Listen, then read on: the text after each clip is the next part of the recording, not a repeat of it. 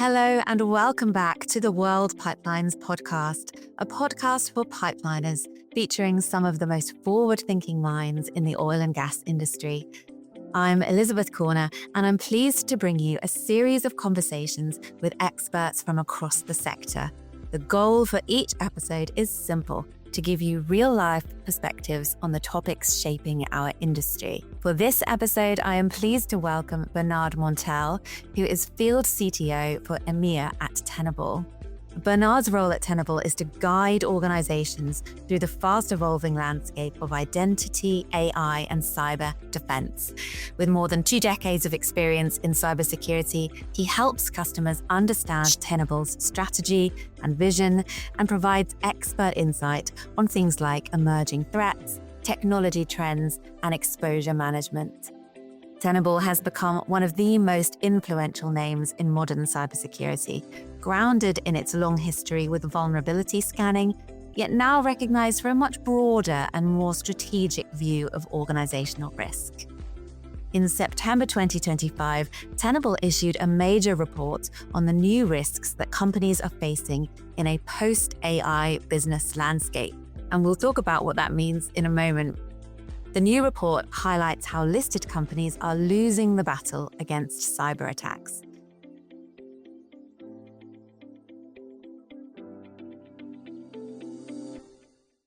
Before we get started on this episode, I wanted to tell you that I will be hosting the World Pipelines CCS Forum on the 18th of March 2026 in London, and I'm so excited about it. It's a full day dedicated to the UK's CCS pipeline build-out. We'll get updates on HyNet Northwest, the East Coast Cluster, and more from expert speakers, with lots of time to meet and greet and eat. If you've ever thought someone should put all the UK CCS pipeline people in one room, well, we're doing exactly that next March. There's even a special joint session with our friends at World Cement, where we can all learn about the pioneering Peak Cluster project together and what it means for pipeliners and the cement industry. If you want to stay ahead of where the CCS industry is heading in the UK, or if you just want to spend a day with some very clever people who know a lot about CO2 pipelines, visit worldpipelines.com/CCS Forum 2026 or search World Pipelines CCS Forum. Okay, back to the episode. So hello and welcome to the World Pipelines podcast, Bernard. Hello, and I'm very pleased to be here today. Now, defining post-AI cyber threats is exactly where I want to start. The new report looks at how AI, cloud, and hybrid environments are reshaping what we have come to need in terms of cybersecurity.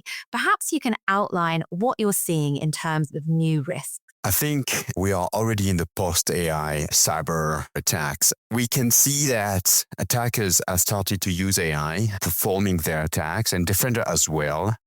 We see AI as a new part of the attack surface. This is a new attack surface. I think, yes, we can look after attackers and defenders, and everyone started to use AI. That is just a fact. Defining the fact that we have a new attack surface, which is AI, everyone is using AI today. I mean, I don't know anyone daily not using AI. So the first part is really AI use and usage within an organization. And that is very important that we need to handle that part. And the second part is how AI are building their own AI project, because everyone want to go to AI. They want to have their own AI service to their customers, or they want to use AI for performing better existing services. So this is a very brand new blind spot, and this is a new attack surface that organizations need to handle immediately. It's so brand new and so current. I'm really pleased that we're talking about it today. Now, the report finds that AI-driven workloads and data flows add complexity and increase attack surfaces, which sounds like bad news all around. How does that complexity create those new blind spots for pipelines? If you look backward, 20 years ago, even 15 years ago, we had classical infrastructure service with having a server, having classical remote access to them, and then we moved to the cloud, and everyone moved to the cloud. Moving to the cloud has multiplied by 10 the complexity of an infrastructure because we have much more services, they're all connected together, and the cloud itself is much more complex. And that was a move we've done roughly 10 years ago and has accelerated during COVID period of time. Adding AI on top of that, can you imagine the complexity that we have on top of it? So the more we go ahead, the more the infrastructure that organizations are using is much more complex than it was before. That is creating a challenge for security practitioners and the people which are in charge of security for organizations, because that expansion of the attack surface and the complexity attached to it is creating clearly blind spot. They cannot handle it into one place that they were before. They need to be able to have the capacity to understand everything, and that is the blind spot that they have. And what would you say is the biggest misconception about AI and security right now? That it's the cure or that it's the threat to energy security? I think, first of all, AI is an opportunity for organizations. We don't have to look after AI only at the bad part of it, okay? For the energy sector, for example, it's an opportunity because for energy, we need more and more energy in the world. And so we need to optimize. We need to be able to predict and project how much energy we would need going ahead with electric vehicles, with more need of power. AI itself needs a lot of power. We are circling back to the same subject. So energy sector and energy providers will need to be able to predict and project more and more to optimize their energy, the fact that they want to provide energy. The AI will help them on that space specifically. So AI is first of all an opportunity. But in the meantime, that they need to go quick and they need to deploy it.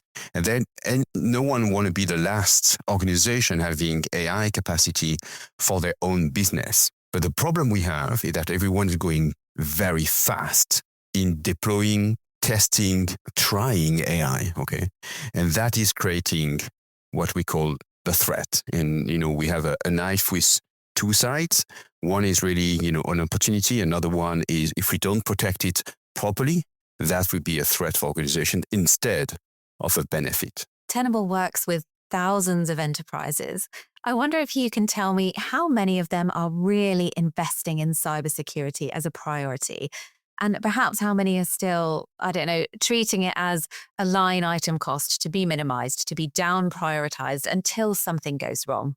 We're dealing, as you said, with a lot of organizations, with a lot of size of organizations. And I think it's not the smallest organizations which are less mature compared to the biggest one. I think it's depend on the sector and depends on the activity they are running. I think the energy sector and the pipeline sector are very conscious of the threat they could have. So from a maturity standpoint, we are here into a set of organizations which are a very good maturity level. I think what we can see here and I think your question is very important, the key element is being able to handle the new threats which are around us today, being able to understand that and having a risk-based approach and not just checking the boxes of the compliance within security.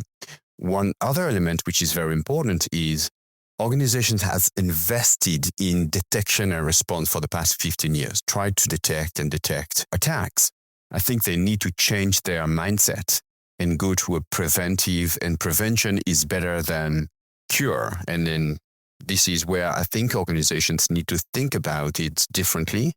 Having an alarm system is great, but if you don't close the door when you leave your house, then you do not prevent attackers, or in this case, bad guys, to enter into your house. So that is exactly the mindset I think organizations, whatever the size, need to take today. That's a really nice analogy. I'm going to remember that one. The research that I referred to earlier calls identity management one of the biggest weaknesses in modern cloud security. Tell me, how does poor identity governance show up in industrial environments, and why is it so difficult to tackle? When I started my career, I started 25 years ago in a space called identity and access management. Okay. And at that period of time, I think we only had one account just to open a desktop, not even a laptop, a desktop. If you remember that, we had only one user and password, only one. Since, how many passwords do we have in our own life? Our daily life, we have 100, sometimes close to 500 accounts everywhere. That is the same challenge within organizations. When we go back to what I said previously about the attack surface, it's growing. We moved from a single laptop to multiple applications. And we only had access to those applications which were deployed in this machine. And then we moved to the cloud and having 100 applications. Okay. And then today we're going to use a lot of identities in the cloud. I said, going to the cloud is 10 times more complex. So we have 10 times more complexity as well within identities. We are counting one user identity for 10 non-user identity. Applications as well have identities. Again, 10 times more complex. The cloud is also giving opportunities, but also this complexity. And at the end of the day, the identity is the last control to access to some services. Okay. We need to go back to what we call least privileges. We need to have an approach where we do not give access to applications and services that users or applications shouldn't have. We have to reduce the bare minimum, and that's the approach we need to take. But for that, we need to have the visibility we need on the identity management and the identity usage within the cloud environment as well. Are we then seeing a bit of a skills gap open up in cybersecurity teams within energy infrastructure? I'm wondering how much responsibility needs to fall to vendors like cloud providers versus the operators themselves. I think we see skill gaps everywhere, not only in that specific sector, because everything is going so fast and the threats are really growing as well. And security practitioners and security specialists and experts need to learn more and more every single day. And AI clearly has accelerated that. And again, it's a very good question. I think we have the IT and OT, cloud and IoT convergence awareness. And this is one of the key elements regarding the skills. People need to be aware about the fact that those legacy systems they were using a long time ago are highly connected. One example is if you go to an OT system in the energy sector, on the pipeline sector, 25 years ago, no connection at all. Today, they are highly connected with sensors, with webcams, and those are connected to the cloud. So first of all, I think the skills are here to be aware about the risk. And that is something which is the first element of all. If people are aware about the risk, they are acting accordingly. And that is a very key element. The second part is supply chain. We've seen recently more and more attacks, not only coming from third party, which are providing those services to critical infrastructure organization.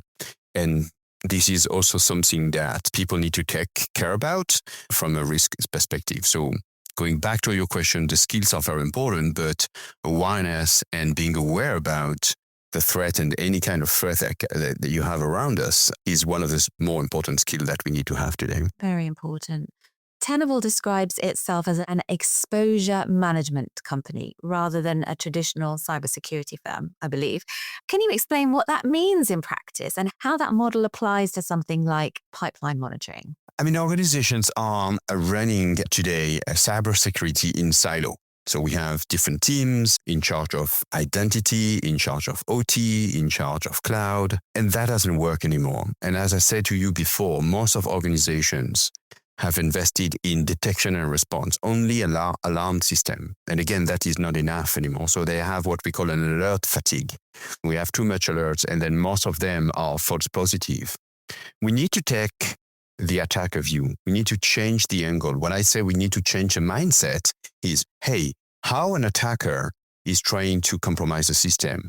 They try to look after any kind of vulnerability, misconfigurations, or identity misconfiguration or privilege they can get, and they are crossing over what we call an attack path. Exposure management is trying to bring all of those weaknesses with a unified approach. You cannot go after each and single tool already deployed in those different areas and then having a sort of partial view. Otherwise, you will have some blind spot. Our approach is to have a proactive approach of cybersecurity, assessing and remediating the cyber risk around the attack surface, but only looking after what matters for the business and what have an impact for the business. That is exposure management.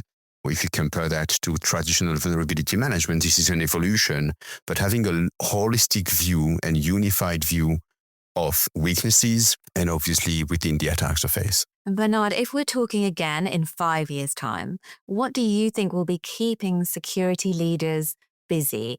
Will it still be AI and the cloud, or do you see something else, another wave of challenges forming already? Again, excellent question. And because the world that we are living today is super fast, 5 years looks like it's science fiction, I would say, or it's very far from us. But I think we can try to project. Let's go back to one element, which is AI. I think we are really at the very early stages of the use of AI by attackers and by defenders as well.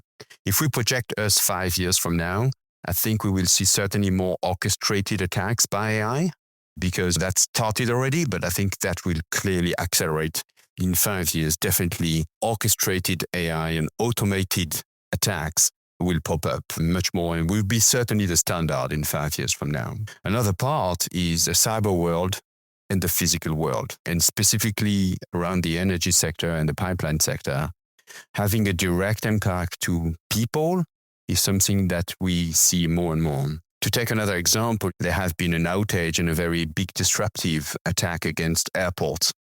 That had a direct impact to people. Going back to the energy sector, you know that the main risk is blackout and shut down. If you go back a couple of years ago, the Colonial Pipeline, the people shut it down, the pipeline, because they were afraid about attackers going to the OT system. With AI popping up, certainly those shutdown and blackout could be something that we will see more and more. Okay. And I want to finish on something that our listeners have been asking about. Pipeline operators will want to avoid outages. As you say, they're inconvenient, but they also have serious physical and safety and environmental consequences. So how best can organizations strengthen their resilience when they have lots of different digital dependencies sitting across different cloud and AI environments that they don't fully control? I think what they need to do is having, first of all, a risk-based approach, focusing on what matter the most for their organizations, what kind of business critical applications or infrastructure, if those are attacked, that could really put their organization in a very bad shape, okay? We cannot fix everything, okay? We cannot detect everything, but we need to matter on what is the more important for the business. I think that is one of the key elements, having a business approach and a risk-based approach. The second part is obviously being more proactive than reactive. Having that holistic view and unified view of all of those exposures will be able to help decision makers, and not just security practitioners. We're talking about people that every single day opening the newspaper and say, hey, there is an attack against our sector. We are potentially at risk. Are we exposed? Is the main question they should be able to answer each and single day. So having an exposure management and a risk-based approach together is a key element going ahead to be more proactive, and instead of just, running after alerts and running after incident, and then it's too late. When we have solutions detecting the ransomware, great. It's important to detect it. But when you are already attacked, it's too late. The more you are proactive, the more we are reducing the risk of an exposure within the attack surface. And that is something I think we should have as a mantra or mindset today. Wonderful. Thank you so much, Bernard. Thank you very much. You as well. That was Bernard Montel at Tenable on taking a holistic approach to exposure management to equip modern pipeline organizations with the power to tackle security challenges in a unified manner. Thanks for listening to the World Pipelines podcast. Subscribe for free wherever you get your podcasts. If you have enjoyed this episode, please rate and review and forward to a colleague or friend.